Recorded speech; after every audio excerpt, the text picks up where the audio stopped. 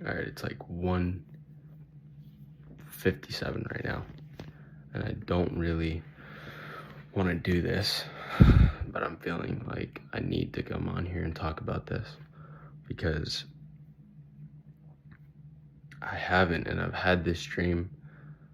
I had this dream a long time ago. I was still living with my mom. I'm married now. I have a kid, and I live on my own. I've lived on my own for a little while now, and for the longest time, I just know that I've been asking the Lord to give me dreams, give me visions, and I haven't gotten anything.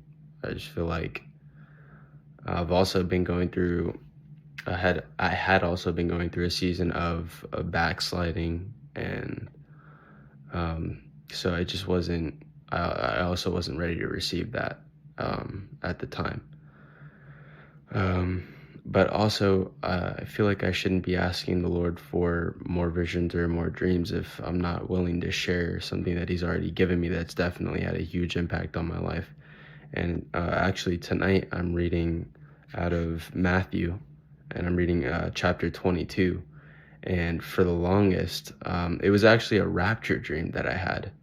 But for the longest, I had no idea what the meaning behind it was. I just know that it initially had scared me, but I was just so foolish, and I just kept pretty much backsliding. I mean, it scared me in the moment, but eventually I just fell back in.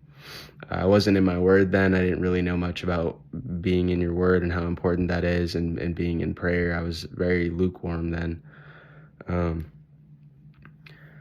But basically, in the dream, it starts off with me and a close friend, and we were in a mall, a huge mall, and it was filled with tons of people. It had tons of people, and we had just walked through the front doors of that mall, and it was a very open mall. It's not the type of mall where you would walk in like a Dillard's or a clothes store and then eventually you would get to that open part of the mall. With this mall, it was huge. It was like, I don't know if if you guys know, some of you guys watch Stranger Things, but in Stranger Things, it's pretty open and there's this huge skylight if you look up.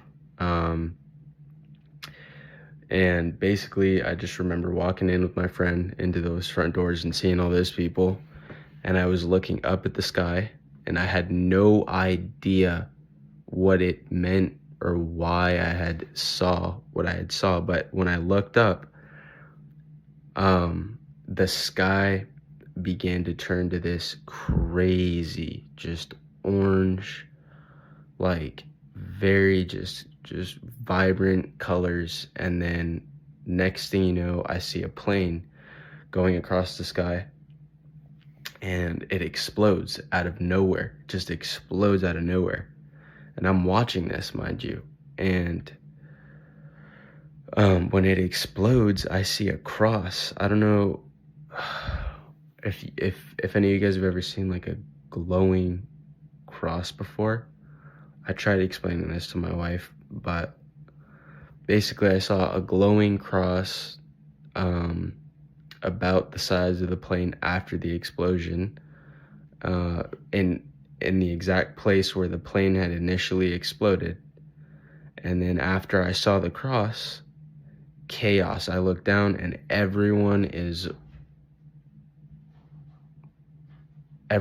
sorry, the cats are scratching on the garage door right now.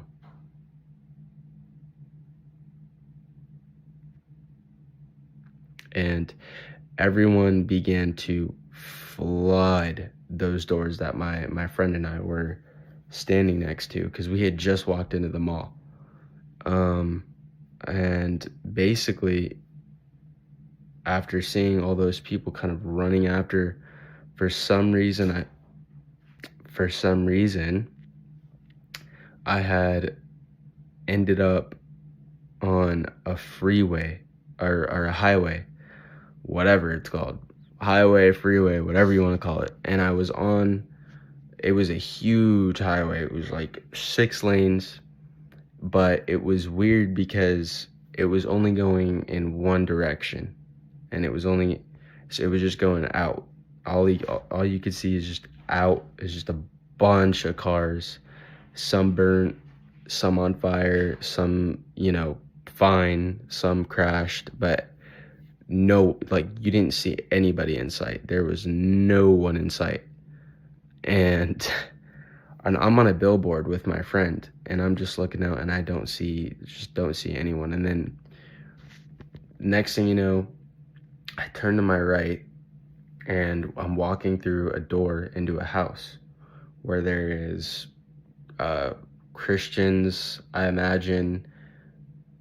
Now, my interpretation of the dream, were lukewarm just as I was. And I walked into that house, Christian. Some people, you could say were good people, whatever you want to consider good.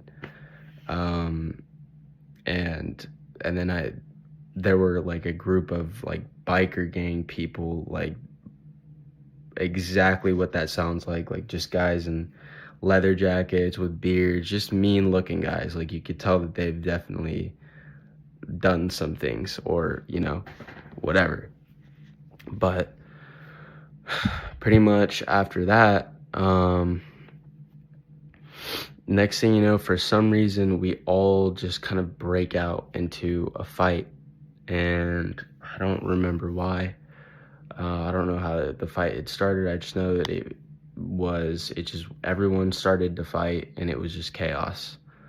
In this, like, I guess I'll call it like a living room, or a loft. It was more like a loft, like a big loft.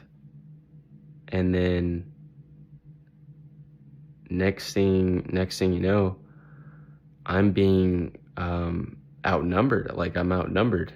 And me and my friend, we can't really do much. And I mean, there's just a whole bunch of fighting going around, and there's these group of guys that have me. They have me. And I began to be taken slowly. It was like a hallway. I go out. I went out the room door with them. Like, I was just fighting to try to stay in the room, and I was just not able to just fight them. I wasn't strong enough. And then we got out to this hallway, and I just knew I wasn't going back to that room, and that I definitely either was gonna die or whatever. At least it felt like that. But the dream ended shortly after that, and I just remember waking up that morning, and it was like I woke up gasping for like one of those types of situations. And I remember waking up, and I remember staring at my ceiling, and I did not want to move at all because I was terrified. I was like, because that dream had felt so real, even though it didn't make any sense, and I kind of knew I was dreaming. It felt so real. And then obviously now, with everything that's kind of going on with oddly enough, planes are falling out of the sky, and there's people shooting planes out of the skies, and a bunch of plane crashes going on. It's like the Lord is bringing that dream back to me now, and it's making a lot more sense. And then now I'm reading out of Matthew chapter 22, and I'm reading from verse 8 through all the way through verse 14. So from verse 8 through verse 14, it says, "Then he said to his servants, 'The wedding is ready, but those who were invited were not worthy. Therefore, go into the highways, and as many as you find, invite to the wedding.'" And then verse 10 says, "So those servants went out into the highways and gathered together all whom they found, both bad and good. And the wedding hall was filled with guests.